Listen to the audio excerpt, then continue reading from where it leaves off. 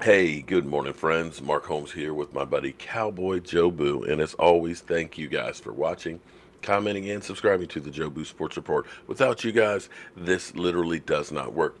Let's get open for business and let's wake up the football gods. Wake up, guys. You know what? It's Redskin Cowboy week. And we are about to have the tailgate, maybe the end all tailgates. I am so looking forward to this Cowboys experience. We've got a lot of people coming. Anybody who follows the channel on a regular, you know, I've already started getting ready. I'm starting to smoke those 12 pork shoulders. We got over 100 pounds of pork that we're smoking. This is the most I've ever smoked at one time, so I better make sure I got this shit right. And we're gonna be having a ball. We're gonna be in red zone lot. Um, I just can't wait. What's been lost this week has been such a from going to Dallas last week for the Giants game and getting back Tuesday and already to now getting ready for this. It's been kind of a blur, and I haven't been able to really focus in on this. Now, I want to emphasize that I believe you're going to see a lot of passing again from the Dallas Cowboys on this. The Redskins secondary is beat the hell up. There's no question about that. They are beat down. And I can see the Cowboys trying to use those new toys on offense to kind of work around. But we'll go into that a little bit more later. But what I really wanted to do is I wanted to fire you guys up. I want you to understand in the history of the NFL, Redskins Cowboy Week was always the big deal. You know, it got to be for a while the black and blue game became the Steelers and the Ravens and stuff. Although since Ray Lewis is retired and you know the Steelers have kind of gone downhill, it's kind of lost some of that stuff. But it used to be put the wife and kids to bed because that game was on. But it used to be the Cowboys versus the Redskins, that hated rivalry.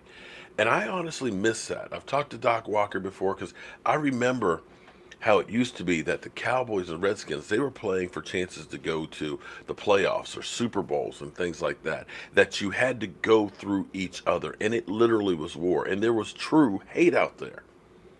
Now, football's changed today because everybody's a free agent. You know, everybody gets a 1099. You know, they're a employee. They work out in the off season. They get each other's jersey or shoes and stuff after the games and stuff. You know, they realize that this is a business and, you know, we all work for the same company. But back then, no. If you were a Redskin, you were a Redskin. If you were a Cowboy, you were a Cowboy. And you did not mix. So I want to give you guys a little bit of the history between our teams. The rivalry began in 1960 with the formation of the new Dallas franchise. The Cowboys weren't expected to be competitive on the field, but their existence did endanger the lucrative Southern radio network of the Redskins and their owner, George Preston Marshall.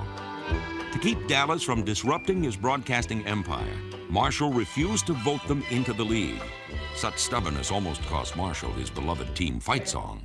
To the Redskins, hail, victory, race on the warpath, fight for I hate that damn song. But the rivalry, honestly, really started when George Marshall, I think, the former owner of the Washington Redskins, did not want to award the Dallas Cowboys the franchise here in Dallas. And Clint Murchison, the owner of the Dallas Cowboys, received a letter that the Washington Redskins fight song was not patent. So Clint Murchison patented the song and told Marshall that if, in fact, you don't vote for me to get this franchise in Dallas, then you won't have the Redskins fight song. So that's how the rivalry started. The expansion ragtags from Dallas enraged Marshall even more when they began making a regular habit of beating his Redskins. It's still do today. Back into the driver's seat. Don Meredith is rushed hard, but manages to connect with Billy Houghton. Houghton sets sail for the end zone, and he makes it in on a 44-yard dazzler. The Redskins quickly realized that it was wise to have their war paint on whenever they squared off against the armed and dangerous Cowboys. I remember a couple games against Dallas where they got tough people down there, and they would join at me, and we joined back and forth. And the linebacker, when they were Chuck Howley, they would buzz him out to actually cut my route off before I got into the pattern. And Chuck was being kind of physical. He was punching me a couple of times, and I said, hey, Chuck, you know, it's only a game, man, you know, and he'd come out and punch me again. It was a bitter rivalry. It was tough. It was aggressive, and there was not a lot of friendship between the players during those years. We had some fantastic games. They were not always championship games, but for us, they were with Washington. As the 1960s ended, the Cowboys were kings of the Eastern Division, while the Redskins lagged far behind. But a new football administration in the nation's capital would soon bring winning back to Washington. When George Allen became the head coach of the Redskins in 1971, he brought with him infectious enthusiasm and a collection of old pros who knew how to the hill win gang. the NFL. The Redskins were hungry for a victory. They were hungry for any kind of successful season. They hadn't had a championship in 30 years. What I tried to go 30 on years. is you're in the nation's capital. You're representing the nation. And I felt that way myself. We had a special mission. He'd say Tex Ram put the Cowboys in there because he thought that the East Division was patsies, that the Redskins would never be anything, and that it was a setup by the league to make sure that the Cowboys always got to the playoffs. Roger Staubach and Company. Roger Staubach, Tom Landry, Tex Ram. Here we go.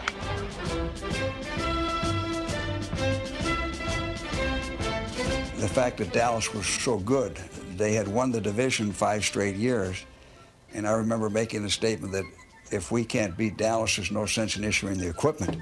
But I remember George always saying that, you know, if it was up to him to have the outcome of the game, he would like to fight Tom Landry on the 50-yard line of the game if that what it meant to win. I don't think he'd have won.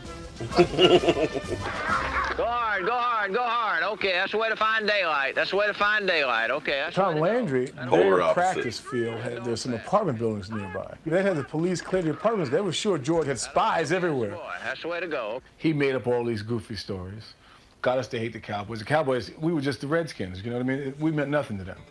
But George got us so whipped up and fired up that, you know, that we'd go out there and we'd be crazed by the time we stepped on the field. And then in response to our craziness, and they got crazy, so the rivalry developed. But it really came because George had a team which didn't have that much skill. He built his Redskins up to where they were about to pop.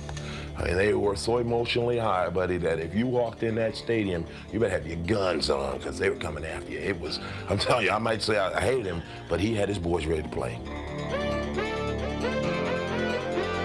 The Redskins were out for blood when they met the Cowboys for the 1972 Conference Championship. Kilmer drops straight back. Being rushed, throws his pass to the end zone to Taylor. Touchdown, Washington.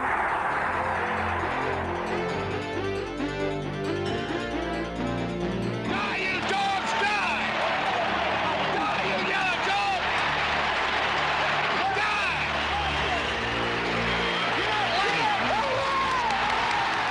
After this punishing war of attrition, the Redskin-Cowboy rivalry was never the same. Trying to create a hatred between both teams and just hoping that our team hated them more on Sunday than they hated us. And those games that we hated them more, we always won. We're launching the 2019 Edge with Ford Copilot 360. There are features to help you keep track of blind spots. Sorry about that. Went a little long in there. But see, that's the era that I grew up in. And I grew up here in the Washington, D.C. area. In fact, Richie Pettibone, their defensive coordinator, his son, Richie Jr., played linebacker on our football team. His daughter was a cheerleader. And that was during the 80s when the Redskins were good and winning Super Bowls. And I got to tell you, it was hard. I mean, it was hard being a Dallas Cowboy fan here. But there's so many different stories and things that I could tell you guys about. But the reason that I'm actually a Dallas Cowboy fan was because, as they put it about Preston Marshall, you know, he had that southern market. The Washington Redskins were the last team to integrate. Even though the NFL started integrating in 1948, the Redskins literally were the last team. And my dad, having grown up and lived his whole life through segregation, just said, I can't support them, and became a Dallas Cowboy fan. And and he loved Bob Bullet Hayes. And me being a little kid sitting on the sofa and hearing my dad cheer for the Dallas Cowboys. Having my uncles and cousins and things over that were Redskin fans and hearing them, talking trash back and forth and the little, $5 bets that they would make. It wasn't so much the money as it was the bragging rights, that when we won, they're going to disappear. You're not going to hear from them. Oh, crap, they won. The phone is just ringing like crazy. And the rivalry was amazing. You guys that are under 30 will never understand what it used to be like back in the day. And the hitting, the passion behind these guys. They weren't making boatloads of money where they worried about, my next contract. They put it all on the line every single game, every single play, because this was about winning and nothing else. And football has lost a lot of that. We've lost a lot of that in that rivalry because, let's face it, the Cowboys as well as the Redskins for the last 30 years have really not, Redskins for the last 30 years. But for our Cowboys, the last 25 years, we have not been there fighting like we used to. And in a way, I'm going to say this, and I'm going to hear people that are going to say, you're a closet Redskin fan. But I wish the Redskins were good like they used to be back in the days. So we had the Redskins and the Cowboys fighting for something that meant something more than the damn toilet bowl, where the loser is flushed.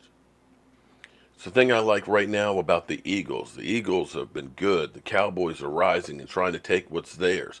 And now you're getting a rivalry again. And that's what's been missing in the NFC East, is all of these teams. Because the NFC East used to be the best division in football. It was the black and blue division. You ran the fall. You had great defense. And it was literally war every Sunday. And I'm hoping that this Dallas Cowboy team can get up there where it was with the other teams. And it really starts today. Let's start some hate against the Washington Redskins. I'm Mark Holmes, and hope you enjoyed this little stroll through history. Again, we'll be tailgating at Red Zone Lot. The gates open 4 hours before the game. We'll be there early trying to get set up so we get a prime spot, but Red Zone Lot. So, guys, I got a lot of work to do because I got about 300 people I got to feed. And Joe Boo, he's already got his war mask on. He's ready to purge. I'm Mark Holmes, and I'll see you guys soon.